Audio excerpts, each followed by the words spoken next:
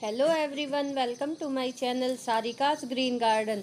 दोस्तों, ये है क्रोटोन प्लांट और जैसा कि हम सभी जानते हैं कि क्रोटोन प्लांट की ढेर सारी वैरायटियां होती हैं और उन सभी वैरायटियों में उनकी पत्तियों की शेप, डिज़ाइन और कलर भी डिफरेंट होते हैं। और जो इनकी पत्तियों के ऊपर कलर फॉइलेज होता है, उसी को देखकर हम इस प्लांट को खरीद भी लेते हैं। लेकिन दिक्कत तब आती है जब ये प्लांट धीरे धीरे अपनी पत्तियों को गिराने लगता है।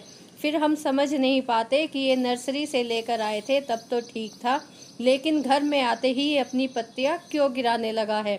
तो आज हम बात करेंगे 4 ऐसी रीज़न के बारे में जिनकी वजह से क्रोटोन अपनी पत्तियों को गिराता है।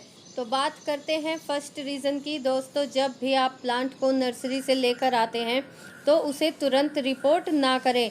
ऐसा करने से आपका प्लांट शौक में आ जाता है।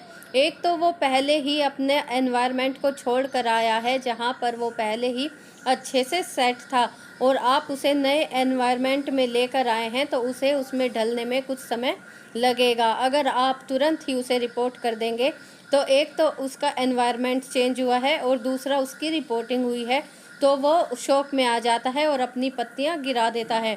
इसके लिए आप जब भी प्लांट लेकर आएँ तो उसे 8 से 10 दिन के लिए अपने बाकी सभी प्लांट के साथ रख दीजिए, ताकि वो खुद को उस एनवायरनमेंट में ढाल सके और अच्छे से वहाँ पर सेट हो सके।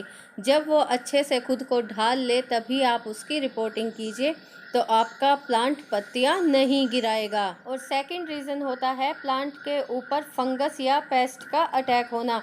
दोस्तों, जब फंगस प्लांट की रूट के अंदर लग जाती है तो धीरे धीरे हमारे प्लांट को ख़त्म कर देती है। सबसे पहले प्लांट अपनी पत्तियां गिराता है और फिर धीरे धीरे वो ख़त्म हो जाता है।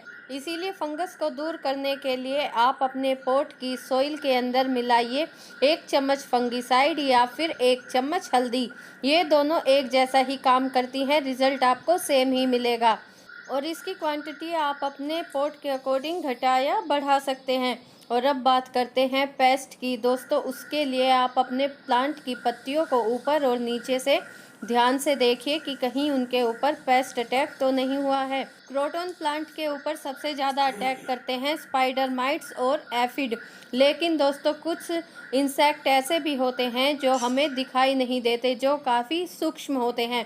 तो उन्हें दूर करने के लिए आप अपने प्लांट के ऊपर किसी अच्छे पेस्टिसाइड का स्प्रे कर सकते हैं, या फिर आप कर सकते हैं 1 चम्मच लिक्विड सोप या फिर शैम्पू। उसको 1 लीटर पानी के अंदर अच्छे से मिक्स कीजिए और उसका स्प्रे अपने प्लांट की पत्तियों के ऊपर और नीचे दोनों तरफ अच्छे से कीजिए और 1 या 2 घंटे के बाद अपने प्लांट को धो दीजिए। आपको इसे हफ्ते में 2 बार रिपीट करना है। धीरे धीरे आपके प्लांट के ऊपर जो इंसेक्ट या पेस्ट हैं वो ख़त्म हो जाएंगे। और थर्ड रीज़न में आता है दोस्तों, प्लांट की जगह को बार बार चेंज करना। कई बार हमारा मन करता है तो हम प्लांट को इस कोने में रख देते हैं या फिर उस कोने में रख देते हैं, या ऊपर रख देते हैं, कभी नीचे रख देते हैं। तो ऐसा करने से भी हमारा क्रोटोन प्लांट पत्तियां गिराने लगता है, क्योंकि इसे बार बार जगह का चेंज होना पसंद नहीं होता और ये शौक में चला जाता है। इसीलिए बेहतर होगा कि आप जब भी प्लांट को लेकर आते हैं तो आप उसके लिए पहले ही एक जगह डिसाइड कर लें कि आपको उसको कहाँ पर रखना है।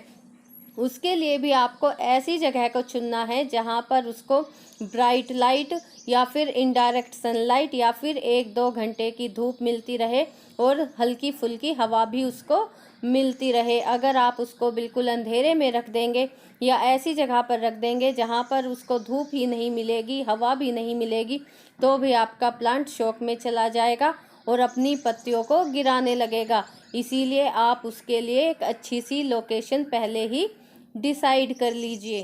दोस्तों, क्रोटोन प्लांट केयर के ऊपर मेरी एक डिटेल वीडियो भी है।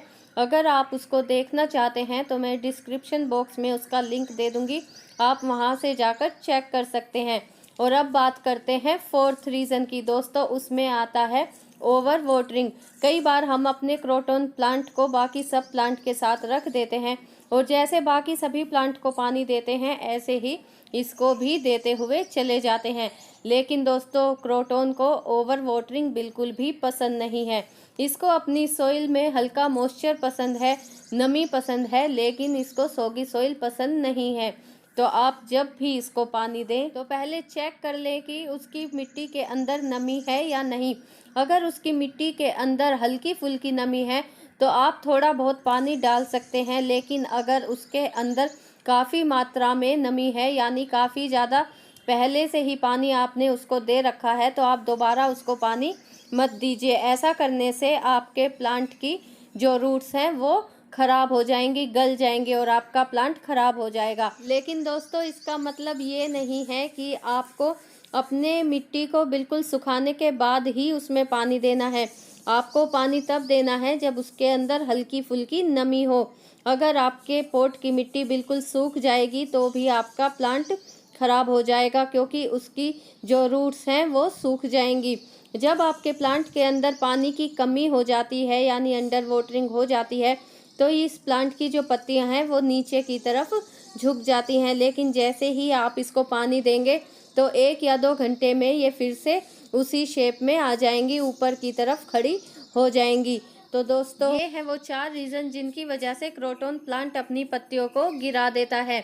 अब आप देखिए कि इन 4 में से वो कौन सी रीज़न है जिसकी समस्या का सामना आपका क्रोटन कर रहा है। तो दोस्तों, उम्मीद करती हूँ कि आपको वीडियो पसंद आई होगी। अगर वीडियो पसंद आई हो तो वीडियो को लाइक कीजिए, चैनल को सब्सक्राइब और शेयर कीजिए। फिर मिलते हैं एक नए टॉपिक के साथ, तब तक के लिए गुड बाय।